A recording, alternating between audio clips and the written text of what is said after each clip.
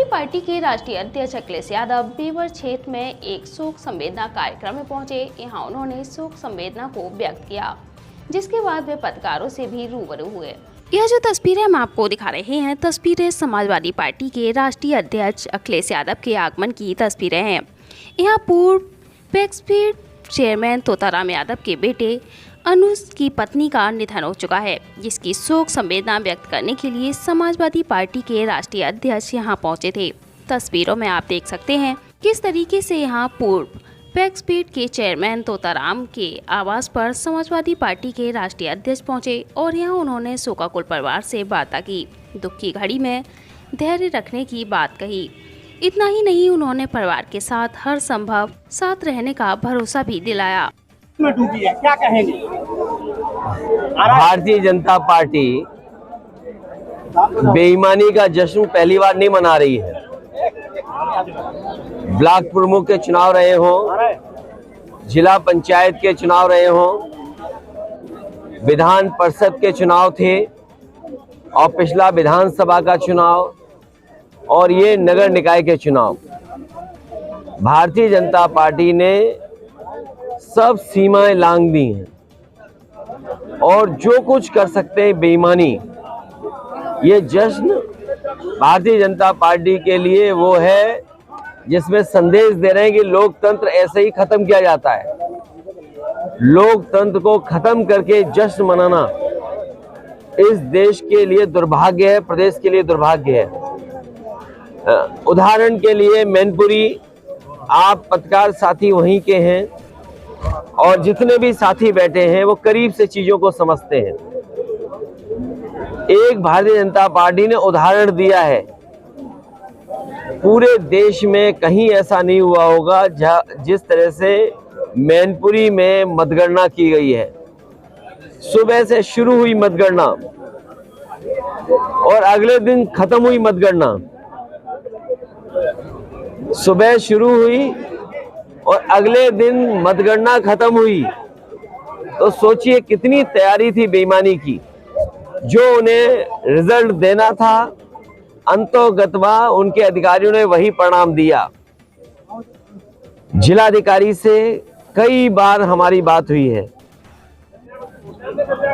और जब जिलाधिकारी मुझे लगा कि किसी परेशानी या बेबसी में है तो मैंने कहा कि इनसे ऊपर अधिकारी है उनसे भी बात करूं, इनसे ऊपर है उनसे भी बात की। मैंने पुलिस के एक बड़े अधिकारी से रात के लगभग 12 बजे मैंने जब बात की और मैंने उनसे कहा कहीं ऐसा तो नहीं कि लखनऊ से अगर आपको निर्देश मिला हो और अगर लखनऊ से निर्देश मिला है तो भूल जाएं, हम फोन क्यों करें आपको।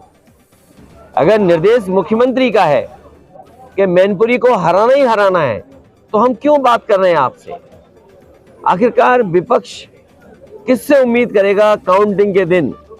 चुनाव आयोग से, प्रशासन से। अगर चुनाव आयोग और प्रशासन और अधिकारी सब बेईमान हो जाएंगे और बीजेपी के सारे पर नियम कानून संविधान सबकी धज्जियां उड़ेंगी तो आप उम्मीद नहीं कर सकते हो कि जनता को न्याय मिलेगा। ये बात समाजवादी पार्टी पहले दिन से कह रही है। जब से भारतीय जनता पार्टी आई है, लोकतंत्र, संविधान, कानून, नियम की परवाह नहीं कर रही है और उन्हें मैनपुरी जीतना था।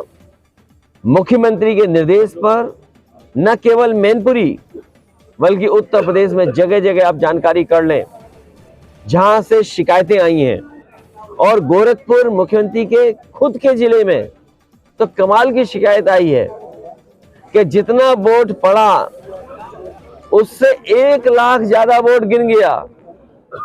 मेयर के चुनाव में जितना वोट डलना था और डाला गया, जो सूचना दी गई, और आज के जमाने में कौन कोई बात छिपा सकता है।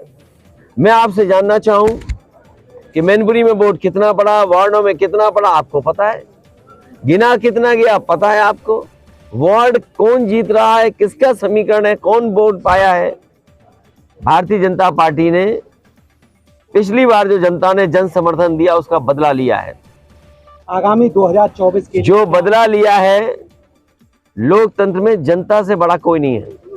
जनता सर्वप्रिय है और जब कभी जनता को मौका मिलेगा फिर इनको सबक सिखाया जाएगा। अगर ये बात आ जाए कि हम अधिकारियों से कोई न्याय की उम्मीद नहीं कर सकते, तो बताओ लोकतंत्र बचा कहाँ है। मान लीजिए हम इस कार्यक्रम में आए हैं, आप प्रोटोकॉल में किसको यहाँ रहना चाहिए, वो अधिकारी गायब है।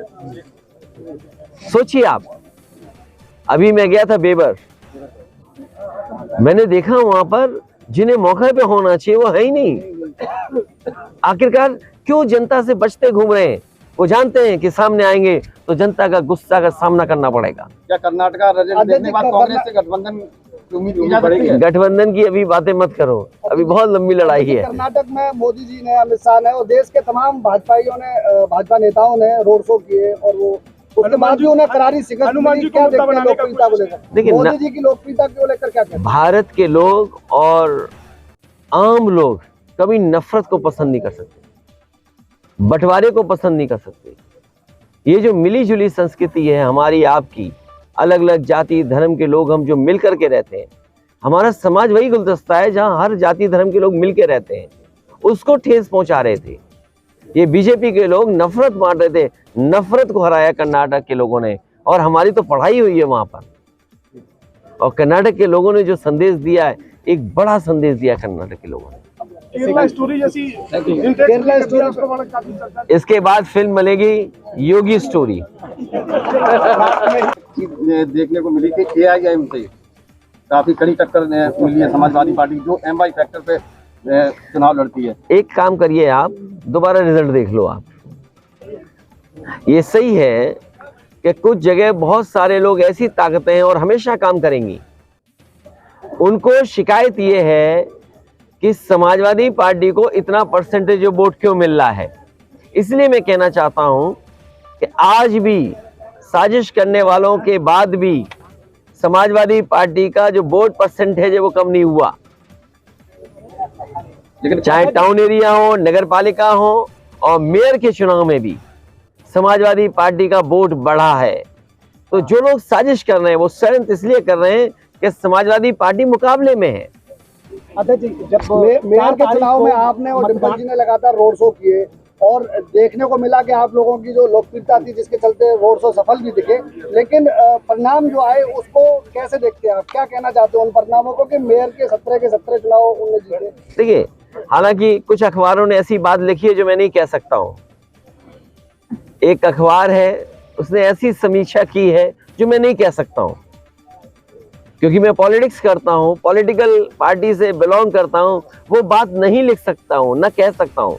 लेकिन अखबार ने कहा कि कुछ कुछ झुकाव कुछ लोगों का उसी दल में है, तो वो मैं बात नहीं कह सकता।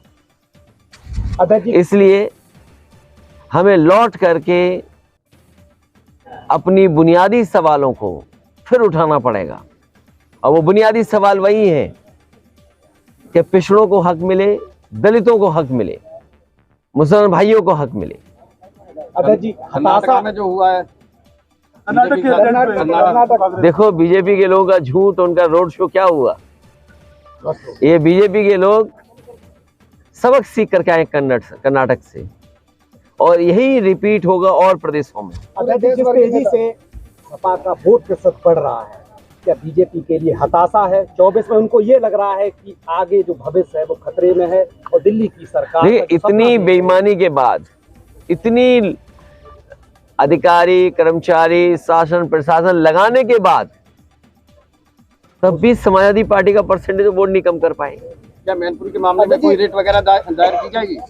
हमें उम्मीद है, न्यायालय से उम्मीद हमेशा बनी रहेगी, लेकिन अधिकारी हैं, इतने कलाकार अधिकारी होते हैं, और जिन अधिकारी का नाम ले रहे हैं, कभी कलाकारी हम लोग भी देखेंगे उनकी। कर्नाटक में मोदी जी ने साथ दिया और लगातार लड़ती रही, रात के 3 बजे तक पार्टी के समर्थक तो जित दे रही, लाठी खाई रहे। क्या कहेंगे खासकर मैनपुरी के कार्यकर्ताओं?